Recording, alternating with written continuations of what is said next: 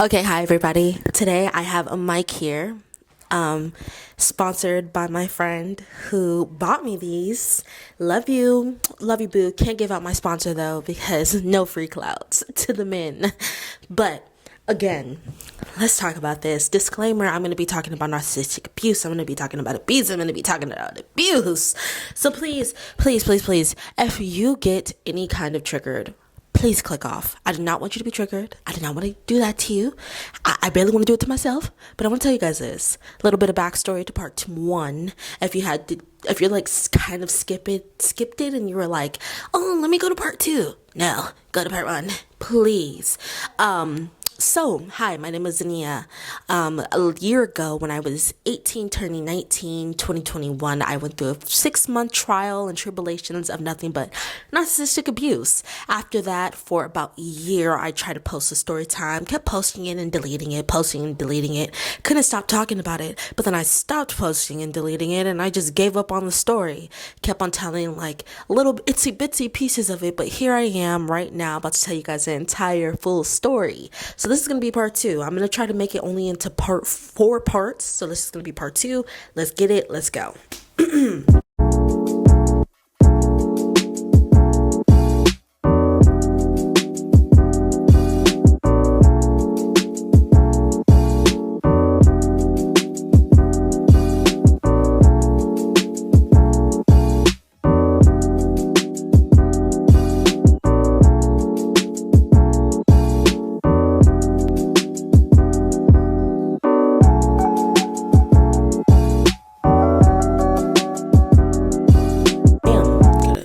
Cough up all that mucus. Okay. So, sorry if you hear creaking, it's my chair. So, we stopped it off of us going to the movies, I think, Harkins, when all that stuff was happening. Now we're gonna start after Harkins. So after Harkins, it was a week, I think a couple days until Valentine's Day. And again, I told you how much of a cheap bastard he was. But this just put the cake on the topping, and I still did not leave him after this. So we kind of like are conjuring up a plan. What should we do? What should we do? And in my brain, I'm like, I have money. I have a man now that kinda is my boyfriend. Let's plan a Vegas trip. And he was right on board with it. He wanted to go to Vegas too. He was happy. We both were happy.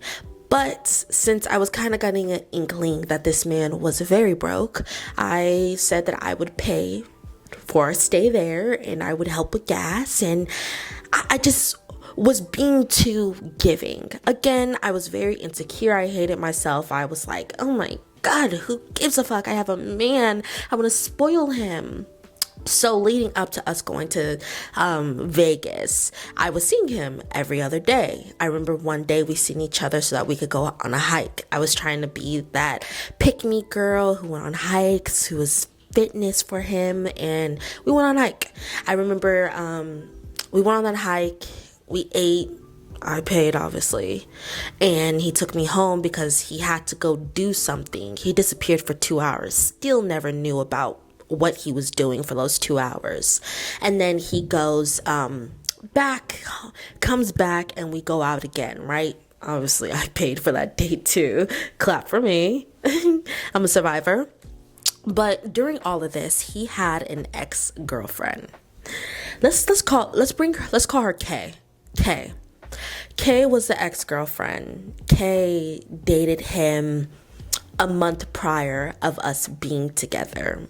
Kay, I didn't know who Kay was, but I definitely knew about her because me and him went to the drive-in movies again. That's where our first date was. Because I kept on saying the theater and then I said car, and you guys are probably like, how'd you take your car in the theater and do that nasty stuff? But no, we went to the drive-ins. I remember this night so fucking clearly. I was already so stuck in the situation that I just did not care. I was literally dumb inside, oblivious to everything, to the point where Now every day I am having panic attacks. If I'm not with him 24/7, if he doesn't talk to me, if he doesn't FaceTime me, I'm having literal major horrible panic attacks where I'm just thinking like, oh, this is normal.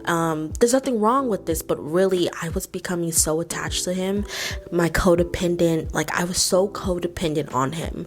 And this is me just taking a moment to pause and say, okay, maybe I can take a little bit of, some kind of I don't want to say blame, but I forgot what the word is called. I'll put the word in if I remember the word, but I just want to take some stuff off and say, I know. I've been to therapy for the last 2 years. Last year, almost 2 years. Next August, so in a couple months. I take some blame off. I was very, very dumb. I knew exactly what he was doing to me. I'm a very self-aware person, but I allowed it to go on because I was lonely and I was sad. I had a motive. I wanted to get him to love me. And the way to get him to love me was to do all of these things. I thought these things were going to make him love me. And he thought, oh my God, this girl right here, I'm telling her I don't like her. I'm telling her I don't want to be with her. But then she could do all these things for me. I get a plus, right? So even though I could say he's a horrible person, I could say I still was benefiting off of it because I had a lot of trauma that I still have not dealt with when I was with him, period, right? So moving on. So then we're going on this date and I remember I'm crying. I'm just sad all the time. If I'm not with him, then I'm having panic attacks. I'm crying. I can't go to work. I literally cannot go to work. I'm missing out days because if he was off, then I was off. And he was working, then I could have like a cool down and work, right? Very, very, very dumb. So I remember we stopped at Circle K and then sorry if I'm coughing in your guys' face, I apologize. So we stopped at Circle K and he goes in and his phone is ringing, right? His phone is just going off the hook and I'm just like, oh my God, who is calling him? He hangs up. He doesn't answer it. Then we go to Domino's that's literally 5'8", like 200 feet away from the Circle K. Well, I'm lying. Across the street from the Circle K. And we're in the car and a girl named Kay calls him. He answers. And when he answers, he's asking her, oh, hey, how are you? He's like, when are your days off? Right in front of me. He is asking this woman full blatantly right in front of me in my face, when are her days off? And I'm just like, whoa, who is this? Mind you, we've been seeing each other for the last 2 weeks now, right? So I'm very confused on why he's asking another woman in front of me when are her days off. And obviously, me being who I was, I did not say anything. I let that shit slide. I sure did. So then he's like, I'm about to get tested. I got tested. I'll send you the results in a couple days. Like, they told me it's going to take a little bit. Like, I'll tell you when the results come in. And she's just being very blatantly cold with him. Cold as fuck with him. And not caring. And I'm just like very confused. And then he goes in and I'm like, oh, that has to be his ex-girlfriend. So I asked him, like, who is that? And he's like, it's just my ex-girlfriend. Since I'm not saying no names, I got tested because of her. Because once I left her, I was slept with somebody. She slept with somebody. So me and her got tested together. And before he met me, actually, the day before he met me, he got tested with her. Well, he got tested for her, not together. And I'm just like, okay. And I let the shit slide. And I felt horrible because then we got to the movies. We slept together. And I remember asking him after we slept together, what are we? And he says, aren't we just having fun? And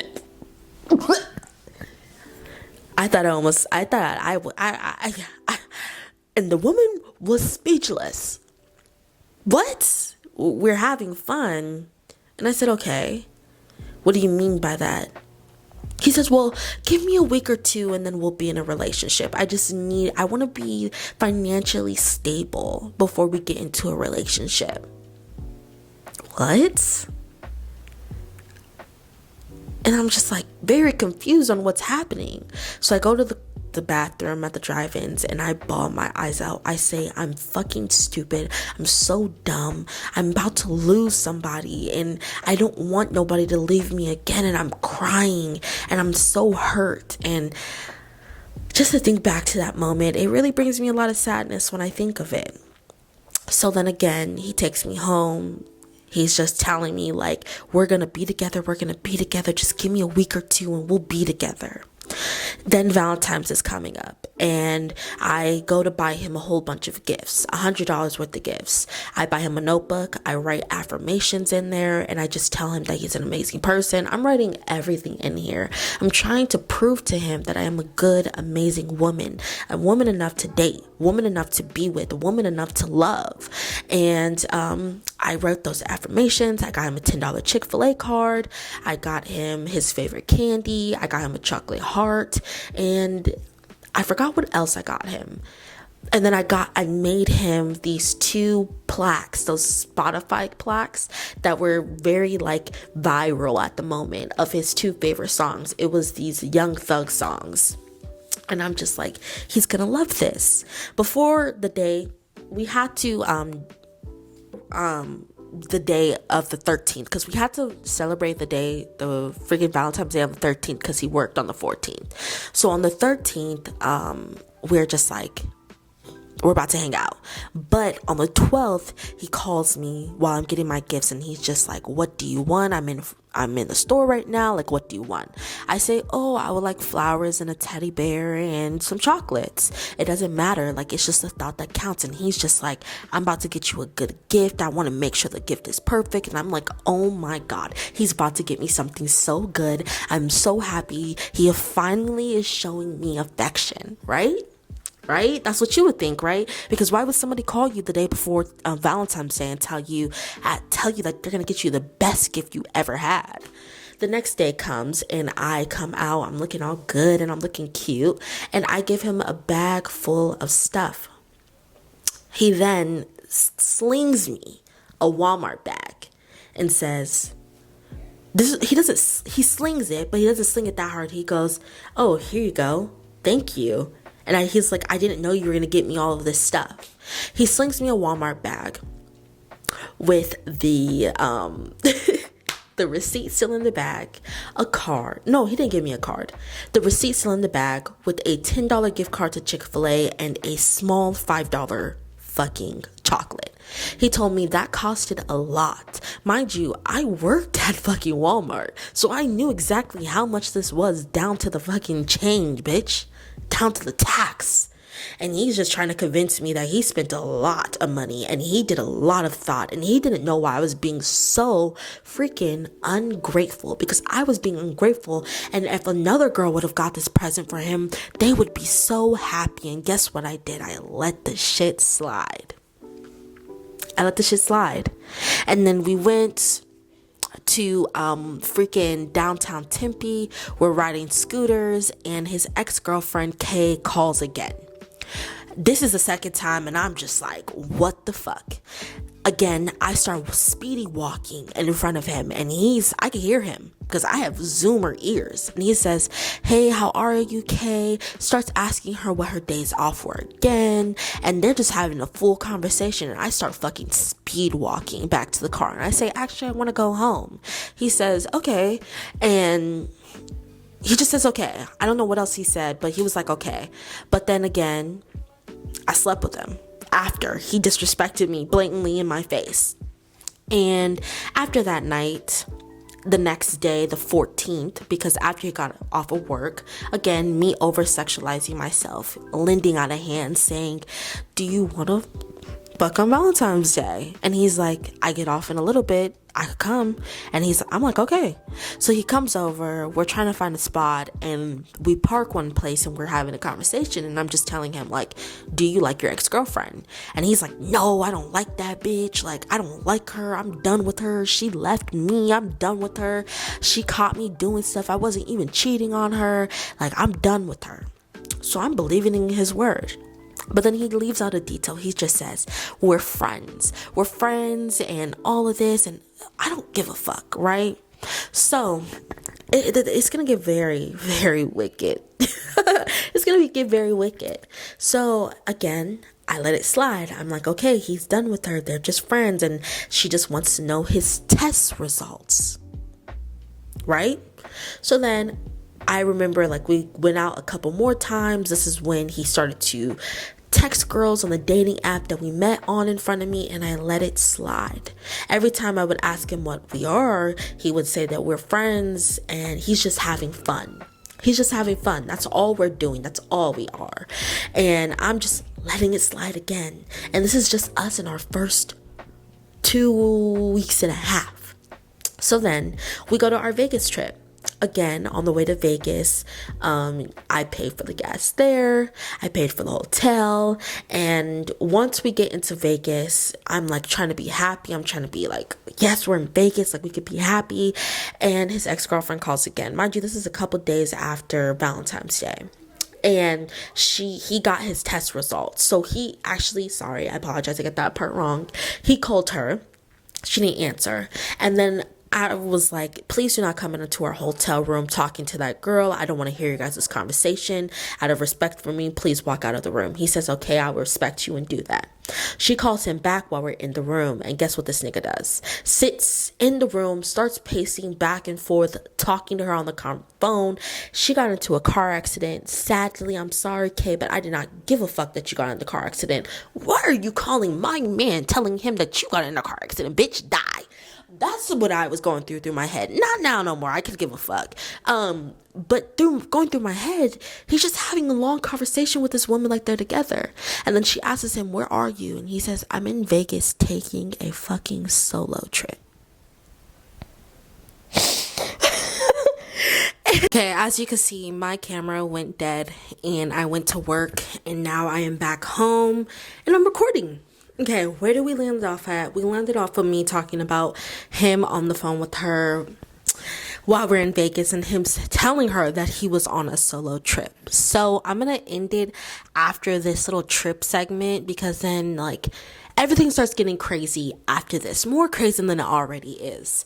So this another disclaimer of sexual assault and sexual coercion, whatever you guys think of this, that's what you think of it. I'm going to tell you what he would do to me, and you can have your opinion of what it is, but I also have my own opinion. I'm going to say trigger warning because it's going to get very, very deep.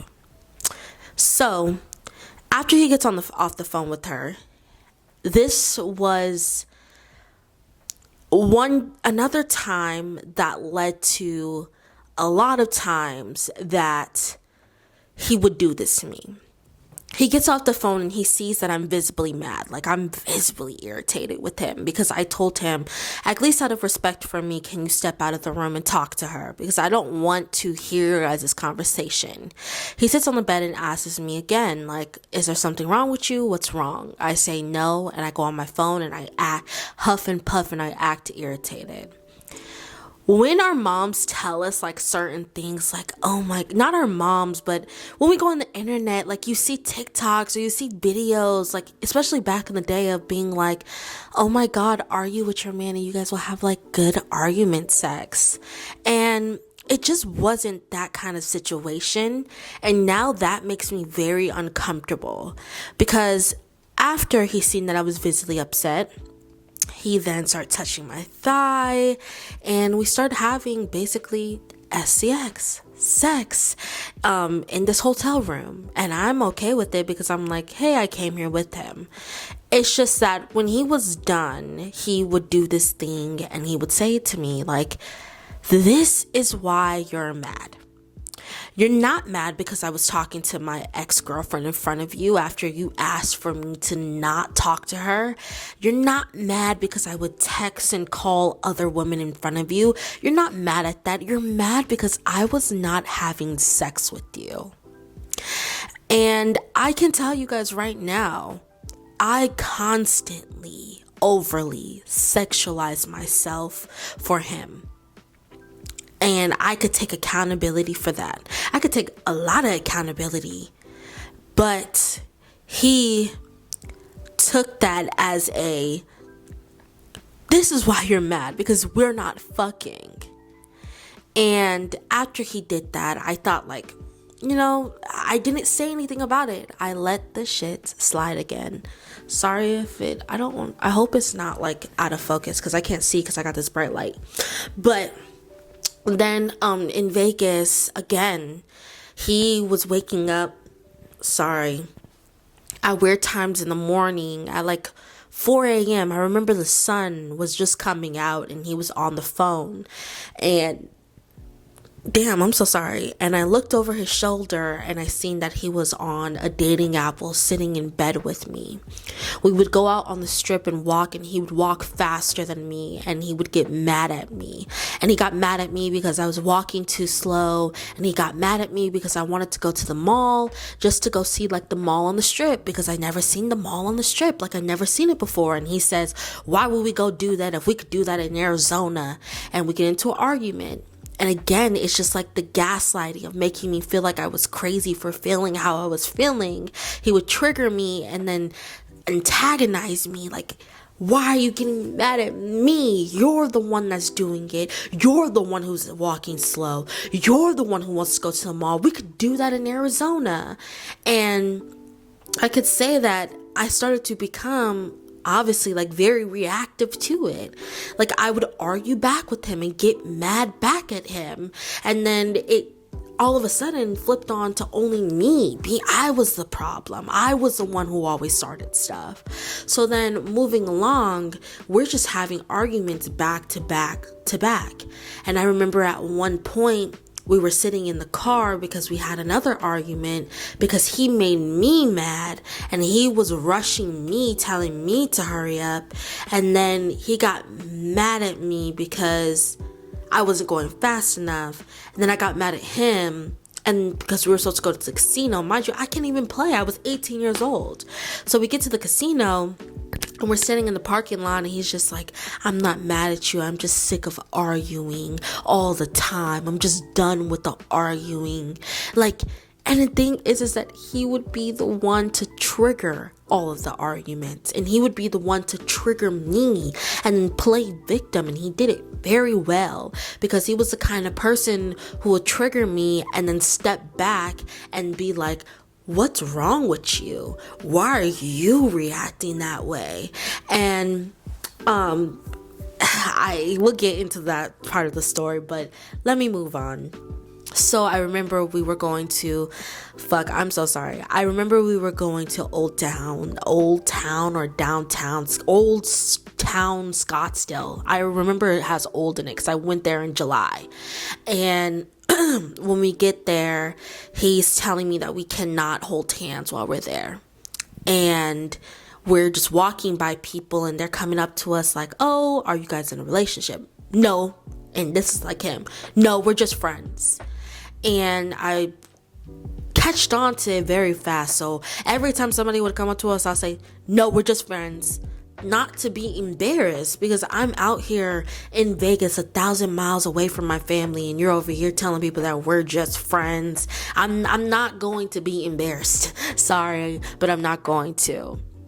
So then there was a one point where I held his hand, we held hands, and people were coming up to us again. And I remember there was this one guy who came up to us and he was just like, is this your girl? And we're just like, no, we're just friends. And he's like, well, you need to cuff her. She's bad. Like, you need to get on that right now.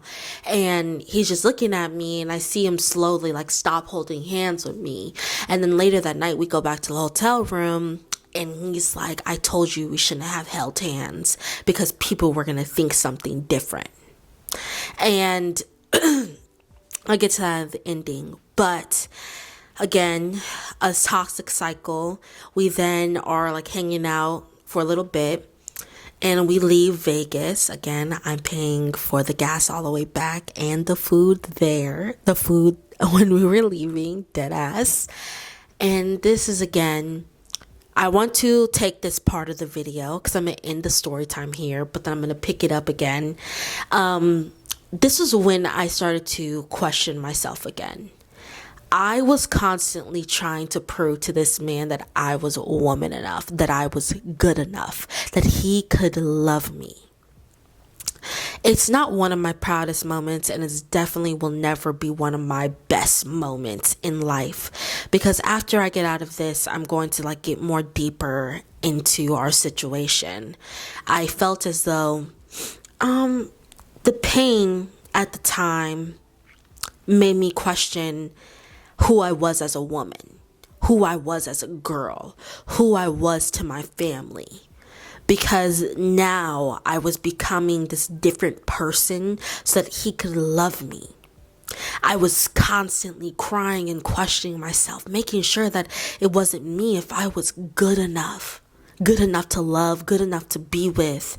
And while I was simultaneously doing that, I was losing myself.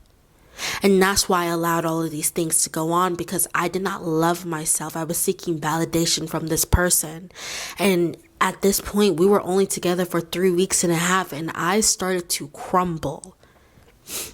But don't worry, we got 5.5 more months to talk about. And hopefully those parts will go a little bit faster. But with that being said, I love you guys, and I will talk to you guys later. Bye.